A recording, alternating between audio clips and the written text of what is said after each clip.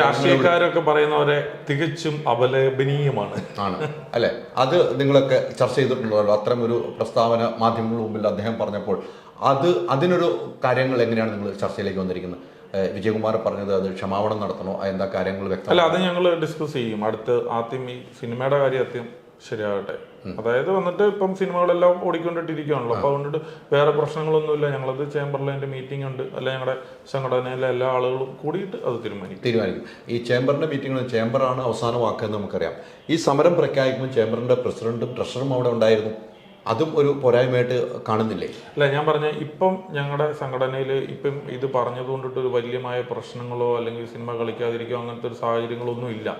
ഇനി എന്നിൽ നിന്നൊരു സാധനം അലി തോണ്ടിയിട്ടിട്ട് എനിക്ക് തന്നെ ഒരു പ്രശ്നമാക്കി മാറ്റത് എന്താ?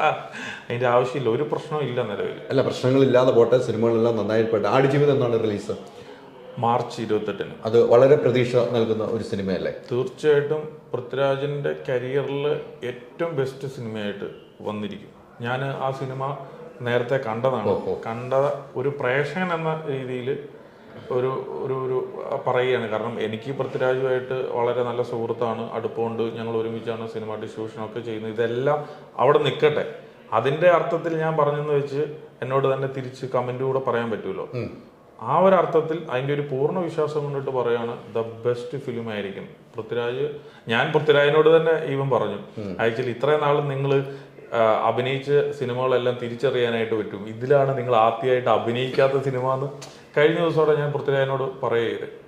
വലിയ മുതൽ മുടക്ക് വരുന്ന സിനിമയാണല്ലോ. തീർച്ചയായിട്ടും ബ്ലസ്സി ചേട്ടൻ എന്ന് പറയുന്ന ഒരു വ്യക്തിയുടെ ഇത്ര വർഷത്തെ ഒരു പ്രയത്നമാണ് ആ സിനിമ. വളരെ പ്രതീക്ഷയോടുകൂടിയാണ് പ്രേക്ഷകർ കാത്തിരിക്കുന്നത്. തീർച്ചയായിട്ടും ഒത്തിരി പ്രോബ്ലംസ് അവർ ഫേസ് ചെയ്തിട്ട് കൊണ്ടുപോയി എത്തിക്കുന്ന ഒരു സിനിമയാണ് ആടുജീവിതം. അതുകൊണ്ടിട്ടാണ് മാർച്ച് 28, അതായത് ഒരു സിനിമ ഓരോ ഓപ്പോസിഷൻ പോലും ഇല്ലാതെ, ഞങ്ങൾ അതാണ് ഉദ്ദേശിച്ചത്, ഓരോ ഓപ്പോസിഷൻ പോലും ഇല്ലാതെ ആ സിനിമ വന്ന് റിലീസാകണം. ആ സിനിമ പ്രേക്ഷകരിലേക്ക് എത്തണം. എല്ലാ ആളുകളും കണ്ടിരിക്കേണ്ടതായിട്ടുള്ള ഒരു സിനിമയായിട്ട് നമുക്കതിനെ തോന്നുന്നു. കാരണം അത്രയും ഒരു പ്രയത്നം ആ സിനിമയിലുണ്ട്. പിന്നെ ആ സിനിമ നിങ്ങൾ വന്ന് കാണുമ്പോൾ ഒരിക്കലും ആ സിനിമ ഒരു നഷ്ടബോധമോ അല്ലെങ്കിൽ അയ്യോ ടിക്കറ്റ് എടുത്തത് വേസ്റ്റ് ആയിപ്പോയി ഒരിക്കലും തോന്നത്തില്ലാത്ത 100% ഗ്യാരണ്ടിയോടുകൂടി പറയാൻ പറ്റുന്ന ഒരു സിനിമയാണ് ആടുജീവിതം എന്നാണ് എൻ്റെ ഒരു തോന്നൽ. എൻ്റെ കൂടെ വേറെ കുറച്ച് ആളുകൾ കണ്ടു, അവരെല്ലാം അതേ അഭിപ്രായം തന്നെയാണ്. ഭയങ്കരമായ ഒരു റിലീസിംഗ് ആയിരിക്കുമല്ലോ നമ്മൾ? അല്ല, തീർച്ചയായിട്ടും ഒരു വൈഡ് റിലീസാണ് മാക്സിമം. അതായത് തിയേറ്ററുകളിൽ റിലീസ് ചെയ്യുന്നുണ്ട്. പിന്നെ എല്ലാ സ്റ്റേറ്റിലും ഒരു വലിയ കമ്പനികൾ തന്നെയാണ്, ഹോംബാലെ അങ്ങനെ എല്ലാ കമ്പനികളും വലിയ വലിയ കമ്പനികളാണ് ഓരോരോ സ്റ്റേറ്റുകളിലും പടം റിലീസ് ചെയ്യുന്നത്.